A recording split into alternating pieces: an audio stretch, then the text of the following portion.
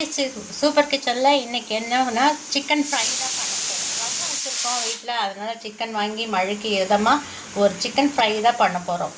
Chicken 1/2 kilo வாங்கி சுத்தம் பண்ணி தயிர், மஞ்சத்தூள், உப்பு போட்டு கலந்து வச்சுருக்கேன். அதை அப்படியே நீங்கள் குக்கரில் போட்டுக்கலாம். இது ஒரு 1/2 hour ஊறணும். ஊறினா தான் நமக்கு சாஃப்டாக இருக்கும் சிக்கன். அதில் கொஞ்சம் போல் தக்காளி போட்டுக்கலாம். ஒரே ஒரு தக்காளி போட்டுக்கோங்க. கொஞ்சமாக வெங்காயம் போட்டுக்கோங்க. அதே போல் கொஞ்சமாக இஞ்சி பூண்டு போட்டுக்கணும். வதக்கும் போது கொஞ்சம் போட்டுக்கணும். இதுக்கு தேவையான தண்ணி வந்து கொஞ்சம் அளவாக தான் போகணும். குக்கரில் வச்சு நம்ம 2 விசில் விட்டு தான் எடுக்க போகிறோம். போதும், இந்த அளவுக்கு தண்ணி கொடுத்தா போதும்.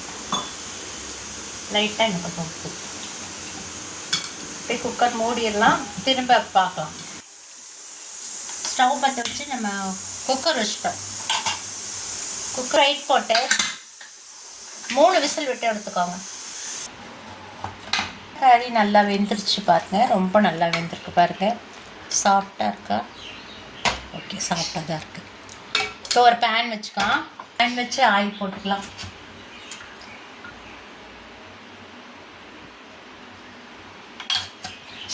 ஆயில் நல்லா கூட என்னன்னா 2 காஞ்ச மிளகாய் போட்டுக்கலாம்.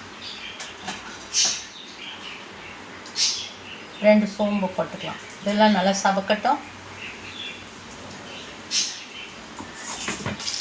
நீலகிரியில் வந்துட்டோம். இதில் போட்டுக்கலாம். அடுத்து வெங்காயம் போட்டுக்கலாம்.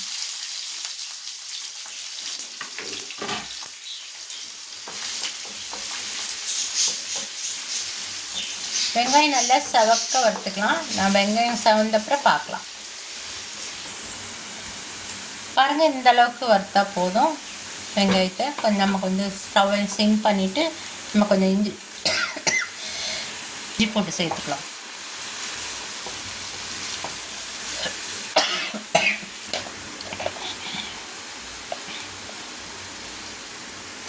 இஞ்சி பூண்டோட பச்சை வாசனை நல்லா போகட்டும். அது வரைக்கும் நம்ம வறுத்துக்கலாம். இப்போ இஞ்சி பூண்டோட பச்சை வாசனை போயிடுச்சு. நம்ம மிளகாத்தூள் சேர்த்துக்கலாம். மிளகாத்தூள் 1 ஸ்பூன், 1.5 ஸ்பூன் சேர்த்துக்கலாம்.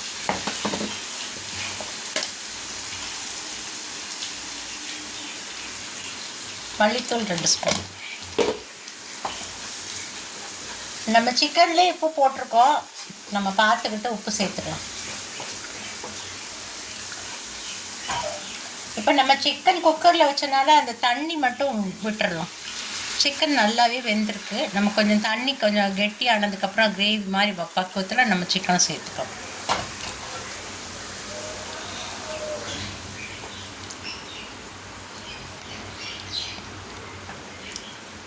ஓகே, இது நல்லா கொதிக்கட்டும். ஒரு கொதி வரட்டும். வாங்க, இந்த மாதிரி கொதிக்கும் போது நம்ம சிக்கன் சேர்த்துக்கலாம். சிக்கன் சேர்த்து நல்லா ஸ்டவ்வை நம்ம சிம்லேயே போட்டுடலாம். ஆல்ரெடி சிக்கன் நல்லா வெந்துருச்சு. இந்த சிக்கன் இந்த கிரேவி அப்சர்வ் பண்ணால் போதும். அதனால் நம்ம சிம்மில் போட்டோம்னா அது நல்லா ட்ரையாக எடுத்துக்கலாம் இந்த சிக்கனை.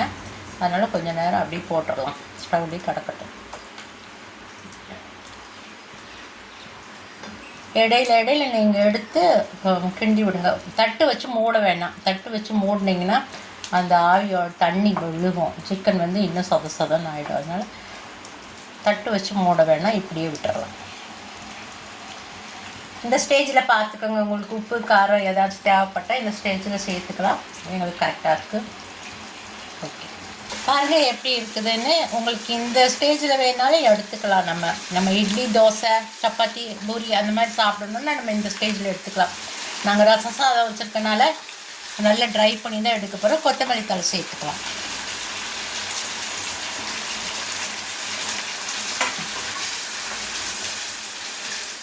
நல்லா ட்ரை ஆகட்டும். திரும்ப உங்களுக்கு காமிக்கிறேன்.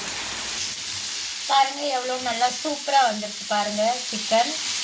பாருங்கள், நல்லா ரசம் ஊற்றி நல்லா சாப்பிட்டீங்கன்னு கொஞ்சம் சூப்பராக இருக்கும்.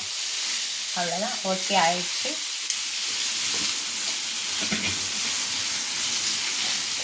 நீங்களும் ஒரு முறை செய்து பாருங்கள். சிபிஎஸ் சூப்பர் கிச்சனை வந்து நீங்கள் சப்ஸ்கிரைப் பண்ணுங்கள், கமெண்ட்ஸ் கொடுங்க, லைக் கொடுங்க. தேங்க்யூ.